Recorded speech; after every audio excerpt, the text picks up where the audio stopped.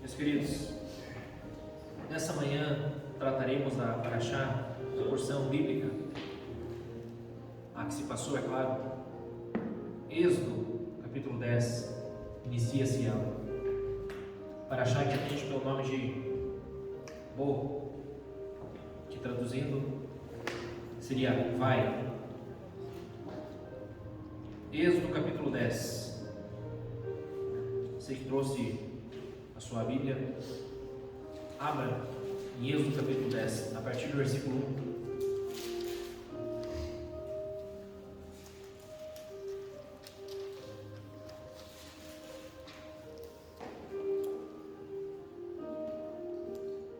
Êxodo capítulo 10.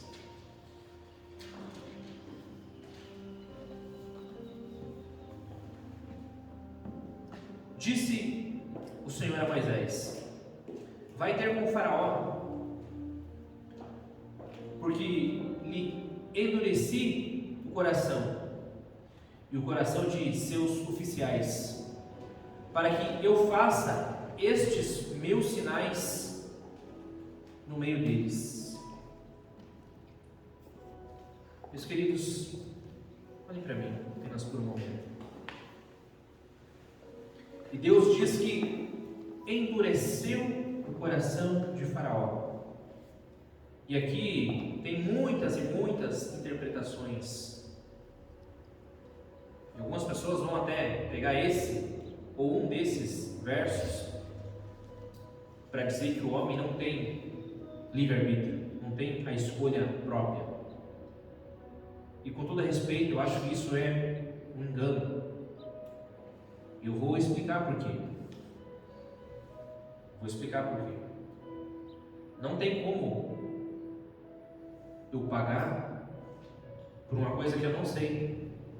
Não tem como simplesmente eu chegar aqui nessa manhã e cobrar vocês de alguma coisa que vocês não sabiam. Por exemplo, se eu pedisse para vocês: quem é que trouxe um bolo, um café? Quem é que trouxe? Ninguém trouxe. Mas por que vocês não trouxeram? Porque vocês não sabiam. Isso é uma premissa. Vocês não sabiam. Não tem como um homem ser punido ou castigado, como queiram, por uma coisa que ele não sabe. E se ele sabe e faz, então aí é com ele, e é com a justiça divina. Agora, esse endurecimento do coração de Faraó não é necessariamente que Deus, simplesmente porque queria, ou por maldade, ou algo nesse sentido, ou não queria que o Faraó e os seus oficiais tivessem parte no mundo vindouro, no Olam Rabá. Não é necessariamente isso. Não é isso. Vejam que Deus vai endurecer o coração deles para quê? Para que os sinais, para que as pragas ficassem evidentes, para que eles entendessem que Deus, apenas Deus, é o Deus Todo-Poderoso, apenas Ele. Então, o homem tem sim o direito de escolher o bem e o mal, o livre-arbítrio. O homem tem esse direito, e Deus não está, de certa forma, privando o Faraó disso. Deus não está privando ele. Deus está fazendo, ou Deus está falando a linguagem que o próprio Faraó entende. E nós vamos chegar nisso. Deus está, entre aspas, dando corda para o Faraó e os seus oficiais se enforcarem. Apenas isso. Para que nós possamos entender, meus queridos, o endurecimento do coração de Faraó, nós temos que, por um momento, adentrar a cultura egípcia ou a história. Se eu não entender como os egípcios entendiam a vida após a morte, o pós-morte, essa passagem, não tem como eu entender essa passagem, o que Deus está falando. Ou eu vou entender de forma errônea Eu simplesmente vou pegar esse verso e vou trazer para os nossos dias e vou entender que Deus endurece A para que ele, entre aspas, não receba a salvação, e B, ele vai amolecer para que esse receba, entre aspas, a salvação. Meus queridos, esse não é o meu entendimento. Eu não acho que ele seja correto também. E eu respeito quem pensa diferente de mim. Mas quando nós adentramos na cultura ao qual esse povo foi inserido, ao qual esses textos foram escritos, nós começamos a entender um pouquinho o que Deus estava tratando com eles, esse endurecimento do coração. E é claro que sim, traçando um paralelo para os nossos dias, poderíamos sim entender que o homem tem sim um coração pesado, endurecido, que muitas das vezes não entende, não ouve o chamado de Deus, não ouve o chamado daquele que chama, não entende a voz de Deus. E o próprio homem, apenas o próprio homem, ele endurece o coração dele, que Deus não consegue penetrar. Se é uma coisa que Deus respeita, é o nosso livre-arbítrio, a nossa escolha. Do contrário, nós todos seríamos robôs, ou figurinhas, ou cartas marcadas. Esse vai, esse não vai, esse entra e esse não entra. Meus queridos, isso não é um contexto bíblico. Do contrário, chocaria com toda a Bíblia.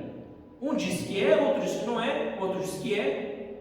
Então eu não vou dar valor a isso, não vou dar crédito a isso. Então nós temos que entender, parar e entender o que a narrativa bíblica estava tentando nos contar, estava tentando nos dizer. E para isso, quando nós estudamos um pouquinho da arqueologia bíblica e a cultura do povo egípcio, nós entendemos o que Deus estava falando com o endurecimento do coração. Por que Deus falou em endurecer? A palavra endurecer ali no hebraico, uma de suas traduções, é pesado. Deixar o coração do faraó pesado, enrijecido, cavedo ou cavado. Então, como que os egípcios criam no vida após morte? Como que eles criam? Cada cultura tem as suas tradições, as suas crenças, e na cultura egípcia não era diferente. Então, na cultura egípcia, eles criam que depois que o homem morria, ele era embalsamado, claro, depois sepultado, mas antes disso, ele passava por um tribunal divino. Eles criam nisso, eles criam uma vida após morte. Isso é a cultura deles. O faraó, ele era representado, ou ele representava o deus Ra, o deus Sol. Todos ali, quando eu digo todos, eu me refiro ao povo egípcio, eles viam no faraó um deus. Essa era a cultura deles. Ou filho do deus Ra. Então o faraó, na sua pessoa, ele representava, ou era representado por esse deus, e não apenas por esse, mas por Horus, por Osíris, por vários deuses. Então quando as pessoas olhavam para ele, eles viam aquela divindade. Ele era Deus. E o que acontecia? O que os sábios deles falavam? Qual era a crença deles? Que quando o homem morria, passava-se por esse tribunal divino. E o que acontecia nesse tribunal divino?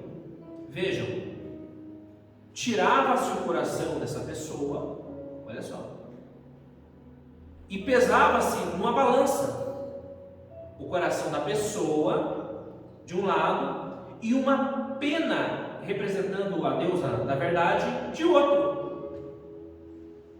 Uma balança com o coração da pessoa e uma pena de outro. Se o coração da pessoa fosse mais pesado, caveiro, que a pena, então essa pessoa não mereceria entrar no que hoje nós conhecemos como o céu, o paraíso e algo nesse sentido. Então essa pessoa, esse egípcio, não mereceria a glória desse mundo vindouro que eles acreditavam, nessa vida futura, nessa vida após morte, nessa vida que teria todas aquelas regalias.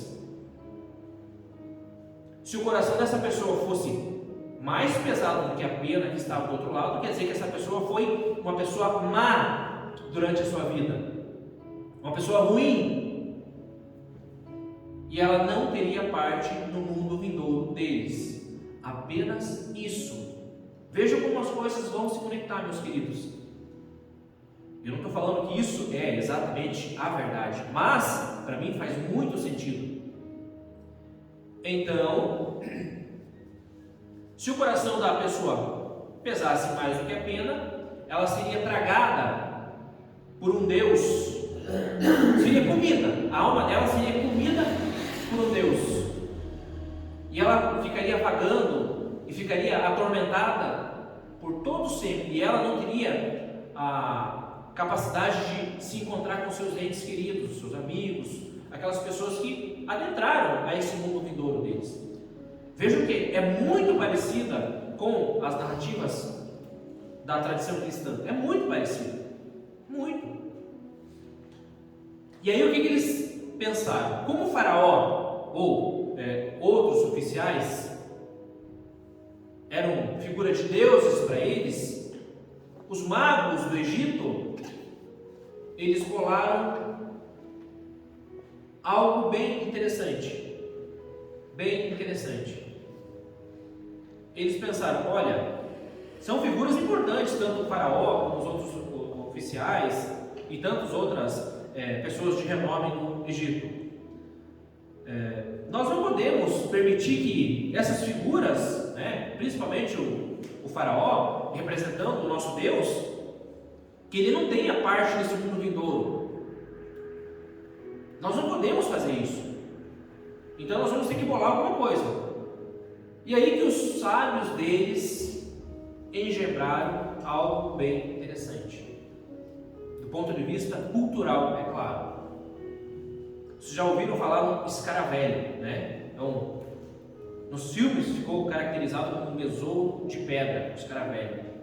Pois bem, o que os sábios egípcios fizeram? Olha, para o nosso coração, quando chegar naquele dia do juízo, ou para o coração do faraó, quando ele chegar no dia do juízo, quando vai se pesar a balança, quando vai se pôr na balança e pesar o coração dele de um lado e a pena da verdade de outro, porque o coração, na cultura deles, é claro que isso é só um exemplo, tinha-se 42 perguntas que o coração dele tinha que responder. Você foi mal? Não. Você matou? Você transgrediu? Não. Então, tinha-se um requisito, tinha-se um teste para o coração dele na balança para que ele pudesse passar. Ele tinha que responder de forma negativa, entre aspas, essas coisas ruins.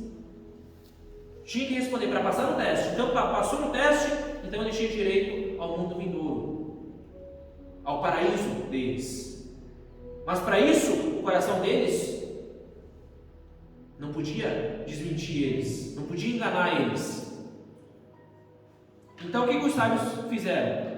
Olha, nós vamos pegar aqui esse escaravelho aqui, esse besouro de pedra, vamos moldar ele, vamos fazer um coração nele, fazia-se um coração de pedra, colocava-se uma magia, um encantamento, e é claro que eu estou falando do ponto de vista cultural, colocava-se uma magia, um encantamento, e esse encantamento dizia mais ou menos assim, e que você não me trapasse, não me envergonhe, ou não me desminta, o coração falando para a pessoa, no dia que você for pesado na balança. Interessante isso. Muito interessante. E aí o coração dele era pesado com essa magia. E o que eles faziam com o morto? Eles embalsamavam ele, né, com aquelas talas, aquelas fitas, preparavam o corpo. E esse escaravelho, representando um coração de pedra, ele era colocado ou no tórax da múmia, do morto, ou enrolado em qualquer outra parte do corpo, junto, contendo esse encantamento, essa magia. Isso é comprovado por raio-x que fizeram em várias múmias que se encontravam esse escaravelho em forma de coração dentro do tórax ou em qualquer outra parte, geralmente em cima do peito aqui, contendo essa magia. Essa magia fazia que esse coração ficasse duro, o cavete ficava duro como pedra, e quando chegava na balança, este coração duro como pedra não desmentiria aquela alma ou aquela pessoa, e ele passaria por todas aquelas perguntas: você fez isso? Não. Você fez aquilo outro? Não. Você fez isso outro? Não. E não. Essa era a cultura egípcia daquela época. Ou você tinha parte no mundo vindouro deles, ou não. Ou sua alma seria tragada, ou não. Exatamente isso. E como que isso se conecta ao que Deus está falando aqui para os egípcios? Deus está falando para Moisés e para Arão: eu vou endurecer o coração dele. Por quê? E no próprio texto, se nós voltarmos a ele, nós vamos entender que não necessariamente está falando de... Deus não está tratando com o faraó sobre... e é claro que eu vou usar aqui um anacronismo para que apenas vocês entendam: salvação. Não é isso. Não é necessariamente isso. Mas Deus vai fazer os seus sinais, vai pesar o coração dele, vai petrificar, ou vai deixar que ele se enforque na sua ganância, na sua arrogância, no seu orgulho, para que os sinais sejam manifestos, para que todo o Egito possa ver e entender que o Deus que eles viam em Faraó, o Deus Ra e tantos outros deuses, que o Deus que eles viam lá estava sendo punido, ou estava pagando um preço muito alto por deixar ou por não deixar os hebreus, as suas mulheres, os seus filhos, os seus gados, as suas ovelhas saírem do Egito. Ou seja, Faraó possuía uma coisa que não era dele. O povo hebreu não era dele. Faraó tinha uma coisa em suas mãos que não era dele, e Deus queria de volta. Deus queria tomar de volta esse povo. Deus queria libertá-los. Justamente por isso que Deus fez tudo o que fez, as suas maravilhas, os seus sinais, os seus milagres e tudo isso. Então quando a Bíblia diz que Deus iria endurecer o coração dele, foi exatamente nesses termos. Porque ele achava que era o Deus daquela época. As pessoas viam em Faraó o Deus, e o Deus deles estava sendo tragado, estava sendo fulminado com as pestes, com as pragas, com as maldições. Ou seja, em outras palavras, Deus inverteu o papel. Se os sábios egípcios entendiam que, fazendo essa, entre aspas, maracutaia, colocando um coração de pedra para que o coração deles não se voltasse contra eles no dia do juízo deles, da balança deles, e eles assim fossem para o paraíso, Deus estava fazendo totalmente o contrário, endurecendo o coração deles para que eles, naquela época, naquela cultura, naquela tradição, não recebessem ou recebessem a paga que lhe era devida. A paga que lhe era devida. Ou seja, Deus fez ao contrário. Deus usou do mesmo artifício que eles usavam para, entre aspas, puni-los, porque eles não deixaram o povo, ou não queriam deixar o povo sair do Egito. Vejam, foram necessárias 10 pragas. Aqui ele vai relatar as 3 últimas pragas: os gafanhotos, que assolaram aquela terra, comeram tudo aquilo que restou da chuva de pedra, de granizo, e o faraó com o coração ali duro, pesado, enrijecido. É aquela pessoa que hoje ela não se dobra, ela apanha, ela está sofrendo, mas ela não se dobra.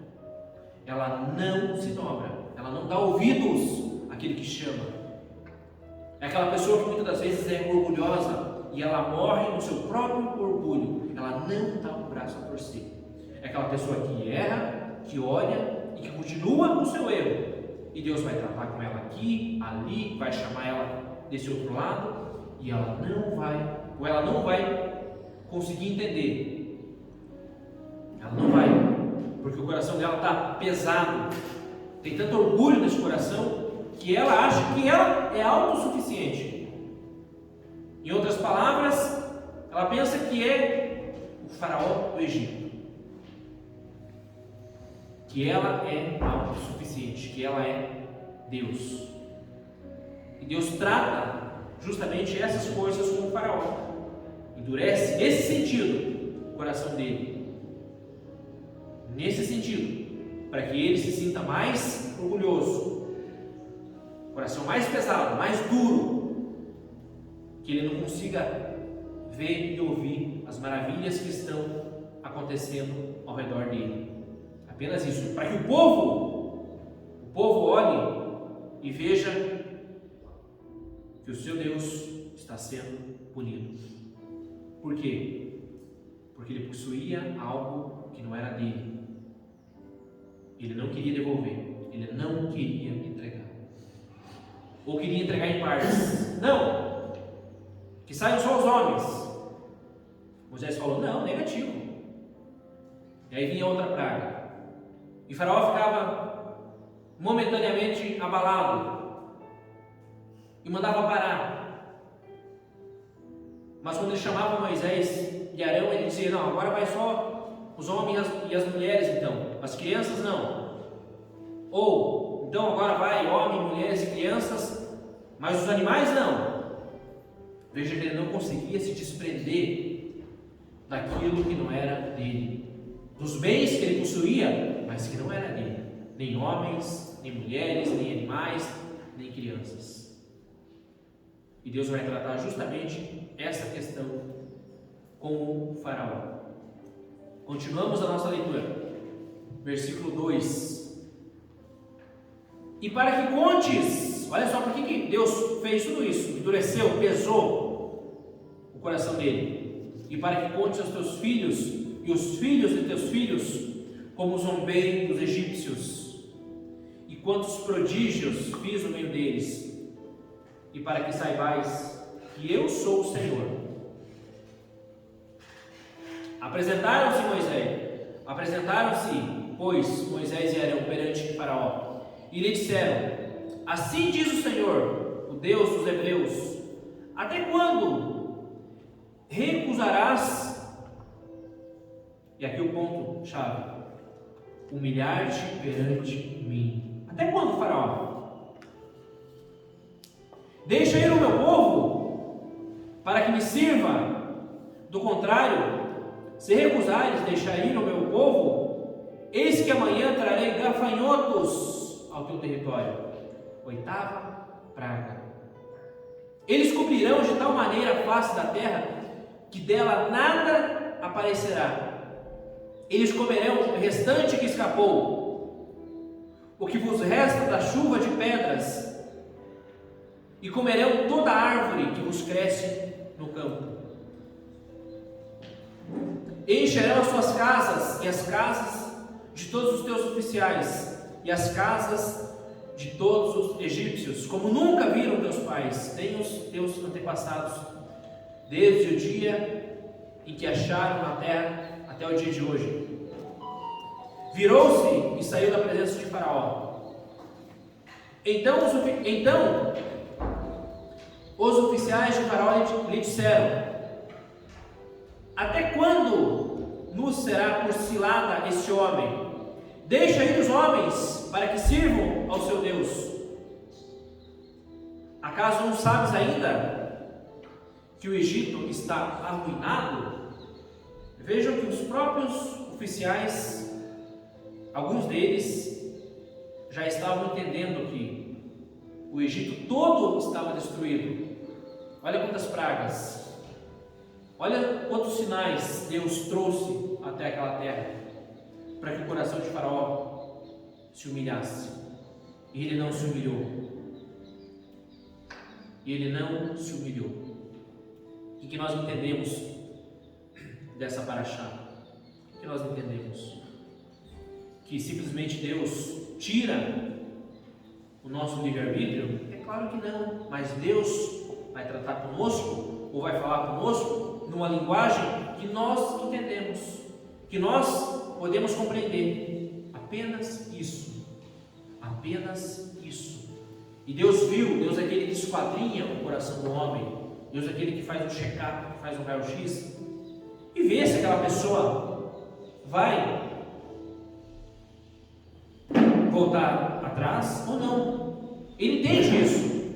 E ainda que ela não possa voltar atrás, Deus ele vai permitir que ela possa tentar, ele vai dar chance, ainda que ele de antemão saiba que ela não vai voltar atrás, mas ele vai dar chance. Mas ele também vai dar corda para essa pessoa se enforcar, porque ele mostra o caminho, ele está mostrando, ele está evidenciando com milagres, com prodígios, que ele é Deus. E os egípcios nunca viram tais sinais, nunca viram maravilhas, e o seu Deus estava sendo atacado, destruído, derrotado. É o que a narrativa bíblica nos mostra. Então o que nós aprendemos? Como que nós devemos agir nos nossos dias? Humilhando-se perante aquele que detém todo o poder, mas não por medo, como algumas vezes fez o Faraó, não apenas por medo, mas por devoção, por entender que sem esse Deus que rege todo o universo, que rege as nossas vidas, sem esse Deus nós não somos absolutamente nada, não somos nada, mas Ele faz tudo e Ele pode tudo.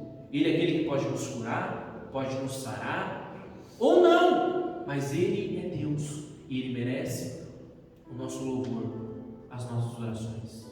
Nós estamos aqui hoje porque Ele permitiu. A mão dele nos guiou até aqui e nos trouxe. Não importa se nós estamos passando um problema, uma dificuldade, uma aflição, mas Ele nos trouxe aqui. Ele tem um propósito para cada um de nós. E cabe a nós entender e escutar e ouvir a voz daquele que chama, a voz dele, a voz do Todo-Poderoso. Se Ele quiser, Ele cura. Se Ele não quiser, Ele não cura. Essa é uma realidade. E o que importa é a vida vindoura, é o Lan-Rabá, é o mundo vindouro, ao qual nós entendemos e nós achamos que é certo, que é correto.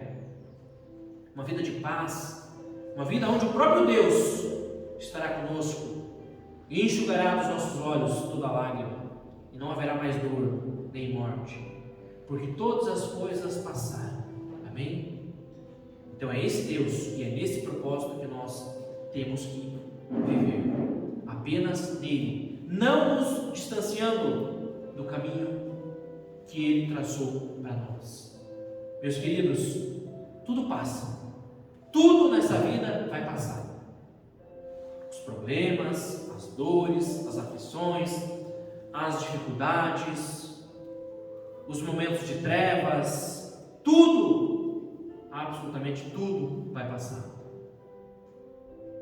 Mas uma coisa não vai passar nunca: o Lan-Rabá, aquilo que nós esperamos, o mundo vindouro. Esse está projetado, programado, e no seu tempo certo chegará a todos nós. E como estará o nosso coração? Duro, petrificado, orgulhoso, como esteve o de Faraó? Ou será que não? Ou será que, quando Deus pesar o nosso coração, ele não vai ser tão pesado? Porque nós também seremos pesados. E nós não nos enganemos, meus queridos. Vejam que nessa cultura, nessa tradição, eles também tinham ou têm um fragmento da verdade. Ninguém tem a verdade absoluta. Ninguém. Mas eles tinham um fragmento. Eles entendiam que o homem deveria ser bom. Só que eles queriam ludibriar isso, eles entenderam isso, eles queriam trapacear para que eles pudessem entrar no mundo vindouro deles, com um coração bom ou mau. Essas são as palavras do próprio Yeshua, Jesus. Quando ele voltasse, quando ele regressasse à terra, como ele acharia o nosso coração? Ele acharia paz na terra? Ele acharia o nosso coração duro, petrificado como uma rocha? Ou quebrantado, pronto para receber o seu Espírito? Como que ele acharia? Vejam que são perguntas que transcendem épocas, eras, e elas sempre serão feitas. Daqui a 1000 anos, se esse mundo existir, se essa terra existir, essas mesmas perguntas por pessoas diferentes serão feitas. Corações petrificados serão encontrados, corações quebrantados serão encontrados, porque o mundo é cíclico, sempre cíclico. Amém? E nós aprendemos isso nessa paraxá, que o nosso coração tem que estar quebrantado, ouvindo a voz daquele que nos chama. Glória a Deus. E seguindo a paraxá, vocês podem ler em casa, podem continuar com a leitura, apenas para nós encerrarmos. Virá sobre eles a 9ª praga, trevas sobre o Egito. A narrativa bíblica diz que sobre os hebreus, não havia trevas. Eles enxergavam, mas sobre os egípcios havia trevas. E a 10ª praga, a morte do primogênito, do primeiro filho de cada um deles, homens e animais. E Deus assim fez. E por um momento, Faraó deixa o povo sair. E depois ele volta atrás. Vejam como estava o coração dele. Depois ele volta atrás. E nós conhecemos a história. Ele é morto com as águas do mar, do grande mar. E assim acaba-se a história segundo a Bíblia do Faraó e os seus oficiais. Amém?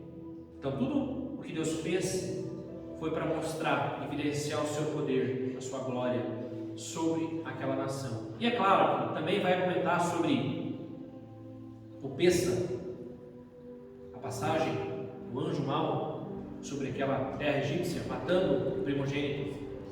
E a eles é ordenado a matar o cordeiro, imolar ele, passar o sangue sobre os umbrais das casas, para que o anjo mau, o anjo da morte, vindo do próprio Deus, porque em Deus subsiste tudo, o bem e o mal, veio e passou sobre a casa deles. O primeiro Pessa, a primeira Páscoa, é iniciada aqui, ou é comemorada exatamente aqui. Amém, meus queridos? Glória a Deus. Fique de pé.